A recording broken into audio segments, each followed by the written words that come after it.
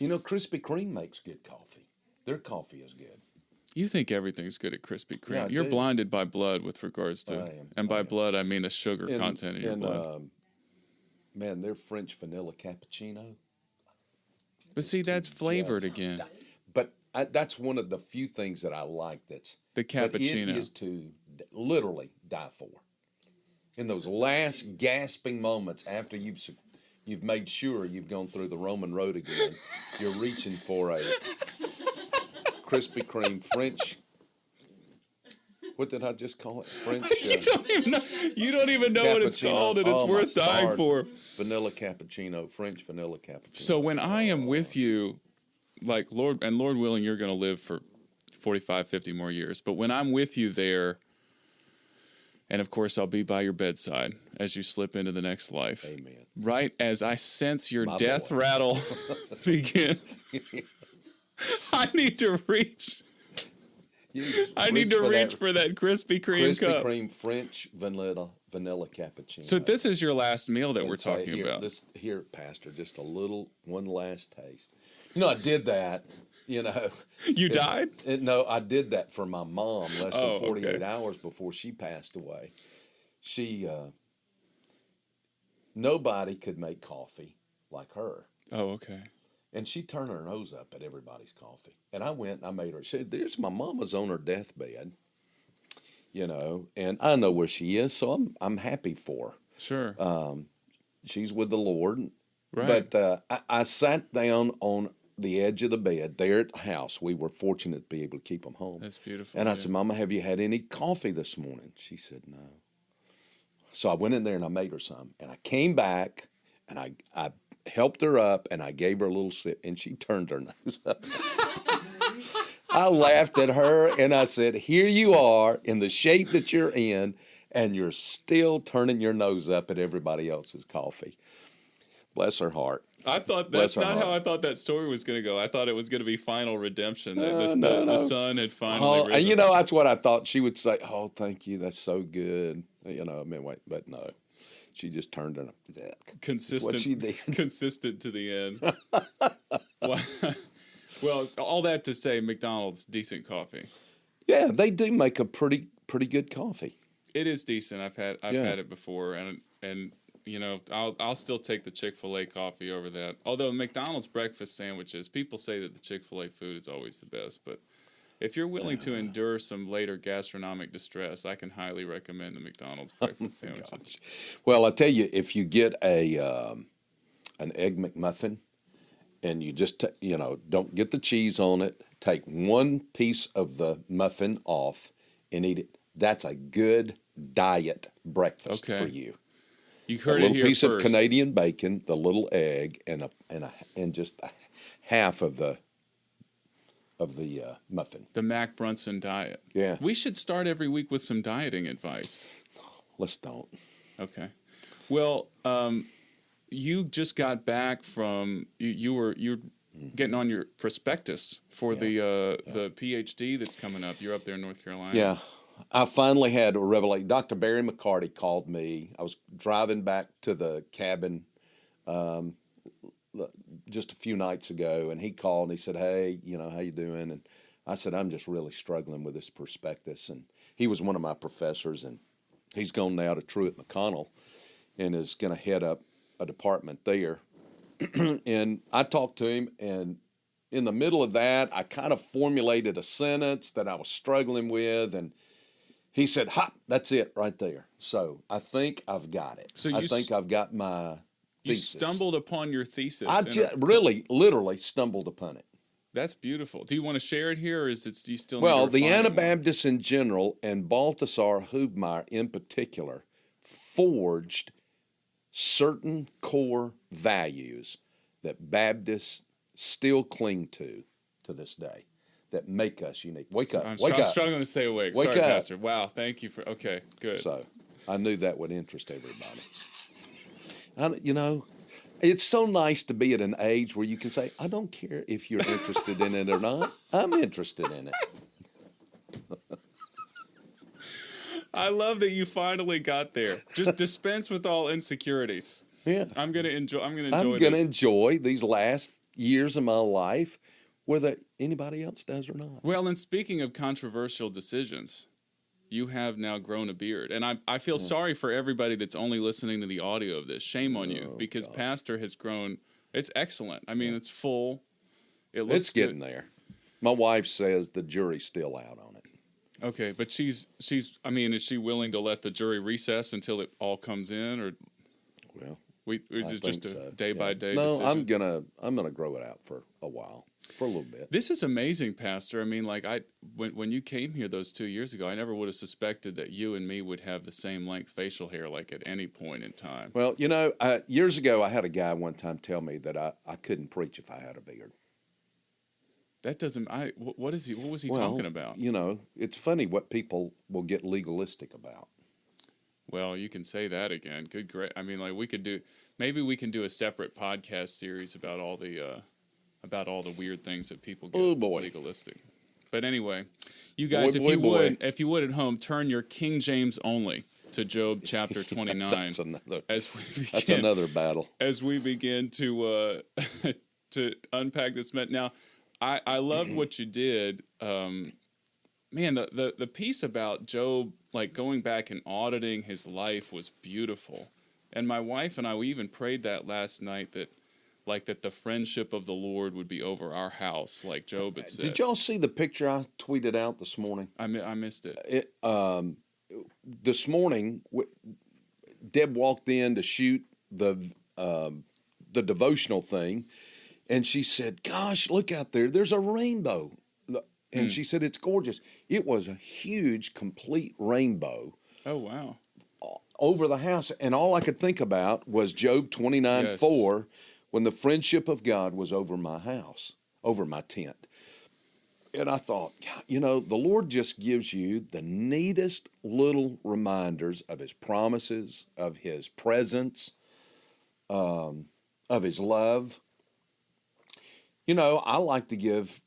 One of my love languages happens to be giving gifts. I like to give little gifts. And I give little gifts to Deb. Now, Deb's love language is works around the house.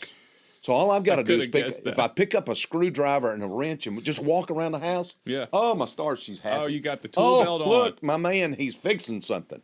So mine is just giving gifts. I like to give little gifts.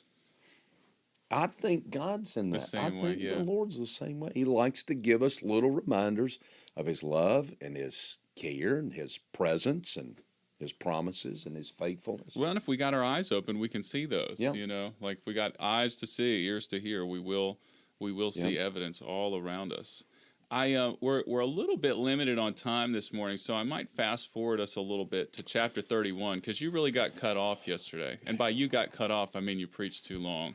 And you didn't have enough time to get there. Yeah. But you said you had 7 additional points there in chapter 31. I did. 31. When you get to chapter 31, chapter 29, he audits his life. Chapter 30, he comes and he just writes off. He said, "This is what I've lost, but I'm just writing it off." And that was really strong. You guys really need to listen to that message from yesterday. And then you come to chapter 31, and in 31, what he's doing is this. He's going to say, in the final analysis, I'm putting my trust in God. Yeah. I'm not going to let what everybody says out there mess with my head, get into my thinking. I'm not going to fill my mind up with all this. But now he goes through 7 things that these guys have accused him of. Correct. And he's basically saying, give it to God. I give it to God. You can accuse me all day long. You ever had anybody accuse you of stuff that really is not true? I've had preachers do that of me. Oh, of course. Of course. Preachers accuse. I've had a preacher or two accuse me of things that are just not true. You know what I say? We'll let God judge that. So that's exactly what Job is saying right here. And if I go through, I'll give them to you quickly. Beginning in verse 1, he talks about his moral life. Okay. His mental life. It's mental and moral kind of go together. And this is what he said: "I've made a covenant with my eyes. How then could I gaze at a virgin? And what is the portion of God from above, or the heritage of the Almighty from on high? Is it not calamity to the unjust and disaster to those who work in iniquity? Does he not see my ways and number all my steps?" He says, listen, morally, He says, I've not looked at another woman. And he knows I've that not in done himself. that. Well, that's what he says. Yeah. Does he not see my ways and number my steps? He knows. He said, so I'm not worried about what you think about me morally, because God knows the truth. Verse 5 starts his ethical life. If I've walked in falsehood and my foot is hastened after deceit, let him weigh me with accurate scales. Okay, God, you've accused me of being unethical. Moral than ethical. Okay. You know, he said, I'll let God check. Number 3, he comes to the marital. If my heart has been enticed, verse 9, by a woman, or I have lurked at my neighbor's doorway. Now, that's interesting.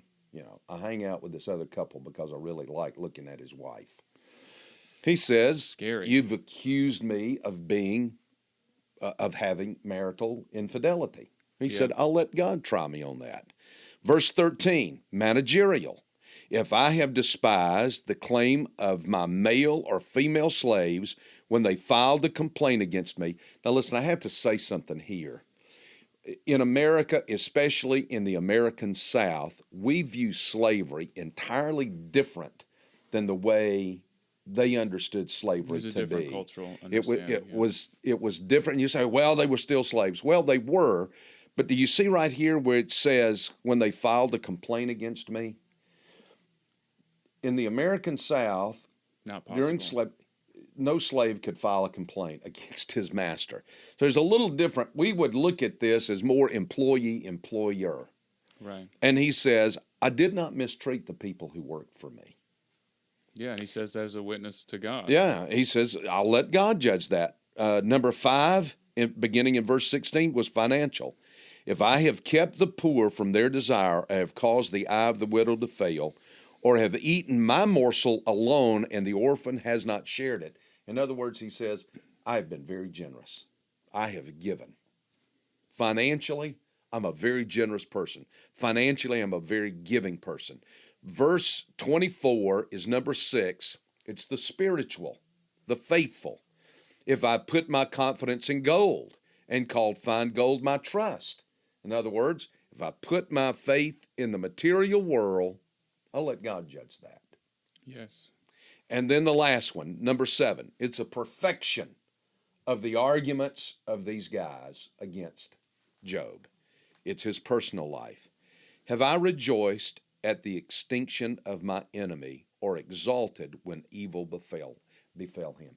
Now, if you want to judge your spiritual maturity, you think of the person who has mistreated you the most, been the most hateful to you, who has done things to you, against you, publicly, and then something bad happens to him. Solomon talks about this very thing as well. Do you in your heart say, ha, ha, ha, you got it? Right. You got your He says, I've never done that. Now, there is the maturity of a man, spiritually. There's the personal life of a man when he can look at his enemy and not rejoice when evil befalls him. So he says, in the end, this, verse 35, oh, that I had one to hear me. Behold, here's my signature. In other words, I've signed, you brought an indictment against me. I've signed it. Right. This is a whole courtroom scene. Let the Almighty answer me. We're going to let God judge this. And the indictment which my adversary has written, he says, I'm going to let God try this. I'm here before God. I'm willing for God to decide all of this. And that's where he leaves it. That's where he leaves it. That's why you come to the last 6 words of Job. The words of Job are ended. And it's interesting that, all of that is like this off-ramp for everything that he's been saying up until now. Here's the past. Here's what I give up. Here's a direct answer to this indictment. And what else do I even have to say? I don't have to say anything. I let God fight my battle. Let God fight your battles for you. And then that was the verse. My wife came to me before I came here, my last year in Jacksonville. My wife came to me one morning in the study, and she says, God has given me a verse. It is Exodus 14:14. Stand still while God fights for you. Yes. Just back off. Let God, if there's going to be any defense of your life, let God do it. And that's what Job is finally releasing God to do. Yep. You know, because that's what he realized. Well, it's kind of a little bit of foreshadowing, but that's kind of what he realizes at the end of all things. Yep. Is that, like, you know what? I wasted a bunch of words trying to defend myself. Yep. I should have just let God do it. The words of Job are ended. Well, and speaking of wasted words, we got 6 chapters of Elihu coming up. Yeah, that's Elihu, young preacher boy, Elihu, who's going to show how inexperienced young preachers can be by what he says. It's kind of interesting. How long are you going to spend on him? I'm not going to spend maybe 2 weeks at the most. I'm really, that's what I've been looking at this morning, is trying to just wrap him up in one sermon. Go into chapter 38 where God comes and speaks out of the whirlwind. Right, and we're doing that on the 23rd because we're already planning. If I don't move it up one Sunday. Oh, okay. Well, you better tell us that soon because we're planning lots of stuff around that. Oh, we can give it to Joseph and Brody at the last minute. They can do it with 30 minutes worth of notice. That's they can. Should we do that? I'm not sure. All right. Well, so my last question, because you left us hanging on this yesterday. Okay. You used that your closing illustration was the Charles Dickens, one of his other Christmas stories, and you said, I've got some thoughts about what it means that this guy's name is Redlaw. Mm-hmm. Do you want to disclose those or just leave those? Well, it's an interesting story if you read it. Redlaw, those great writers like that, they never used a word that it did not have a fuller meaning to. That's true. And I think Redlaw is a way of talking about how the blood of Christ covers the law of God. Was Dickens a believer? Is he a Christian? I probably would not call him an evangelical, but most of those Victorians were believers in God and very versed in Scripture. Here's the difference in the world we live in today and that world, and that is that even non-believers had a biblical worldview. Yes, and that's all gone. The tragedy today is that most Christians do not have a biblical worldview. Right. They call it, they're Christians. We have flipped completely upside down. This world is indeed upside down, Pastor. It is. That's why it's so refreshing to come in and talk about Krispy Kremes and the Word and Krispy Kreme is close to the Word. Okay, it's probably syncretism. It's close. It's close to the Word. All right, clearly we need to leave it right there.